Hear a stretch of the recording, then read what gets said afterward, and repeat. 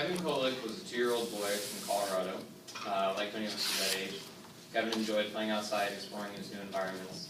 On July 30th of 2001, Kevin consumed what any of us would assume to be a normal hamburger. It wasn't until the next day his parents found that he had diarrhea and a mild fever. The next day, or actually 2 days after, his kidneys began to fail. And then 12 days after consumption, he died. And he died of E. coli. After learning about Kevin's death, I decided to do more research on the idea of contamination in our food industry. And I looked at USDA articles, FDA articles, watched documentaries such as Food Inc. by Robert Turner. And I learned that many of the food packers that are in our United States food industry, we consume probably the same thing that Kevin was consuming that day from the same people. But we're just lucky to not have been infected yet. With the evolution of our food industry, it's becoming extremely more plausible for us to become infected with E. coli, salmonella, listeria, not just from meat, but from our vegetables, from our fruits. Today I'm going to tell you about the main problems associated with our food industry, the causes for this problem, and some solutions that can help minimize the issue. Firstly, the problem is, as addressed by Michael Pollan in his book, The Omnivore's Dilemma, the food corporations, which are becoming massively prominent in our country, are just neglecting the standards that they have to abide by.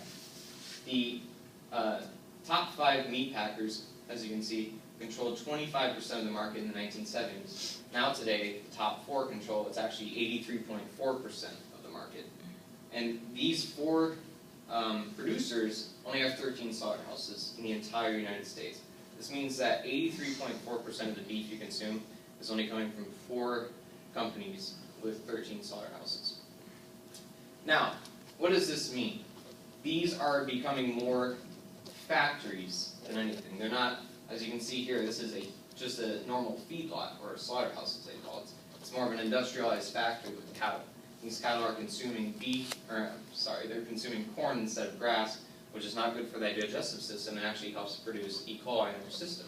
While doing so, while consuming, they're also ankle deep in their own feces, surrounded by it day by day, and then when taken to the slaughterhouse, their hide is literally caked in the excrement. And this is constantly going on every day. What this impact has is it's simply giving everyone E. coli. There's cattle feces in our food. The CDC, on the CDC Q&A page, the Central Disease Control, they had a page for E. coli, and in 1999 there were 73,000 cases of E. coli, with 60 deaths. In 2006, you may recall a spinach outbreak with E. coli. This is the map that represents that outbreak. As you can see, it's not just in one central area, it's throughout the entire country. There were 200 cases with 3 deaths altogether. And they found, after doing research, that it only came from 4 ranches. And the main cause of this was cattle feces actually in the irrigation system from a nearby feedlot. So, what are the causes for this? As addressed in Eric Schlosser's article in the New York Times called Is Politics Contaminating the Food Supply? Eric Schlosser pretty much says that the government is more interested in serving private interests rather than appealing to public health, and they're just simply in their finance. Henry Waxman, a House representative from California, did a fact sheet called Weaknesses in the FDA's food system, or in the food safety system, and found that in the 1970s, or 1972, there were 50,000 inspections that year, and only 9,164 inspections in 2006. That's a 81% drop in inspections. The other thing is also lobbyists. We're all familiar with lobbyists in the banking industry, or in the banks, but also in the beef industry. Lobbyists will fight for cattle to be on more corn diets than grass because it's cheaper.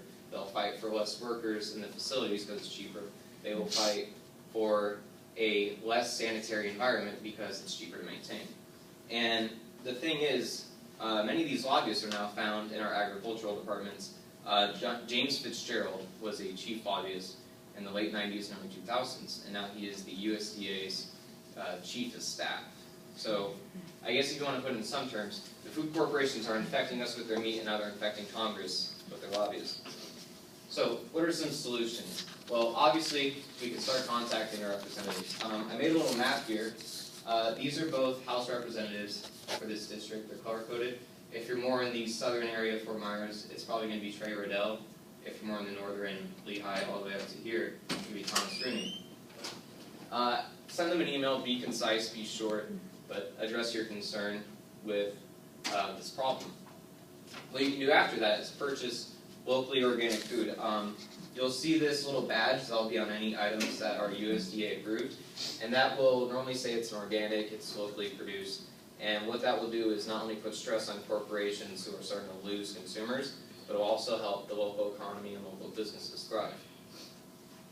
So, as you can see, the food industry is in desperate need of reform, and it's imperative that we all take part.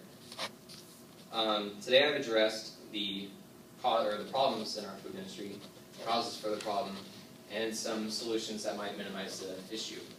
I'll instead leave you with a quote from Joel Salatin, who is a Virginian farmer, who says, even if you don't eat fast food, you're still consuming meat by the same system. And if we were to put glass walls on our food industry, I think we'd have a different food industry altogether.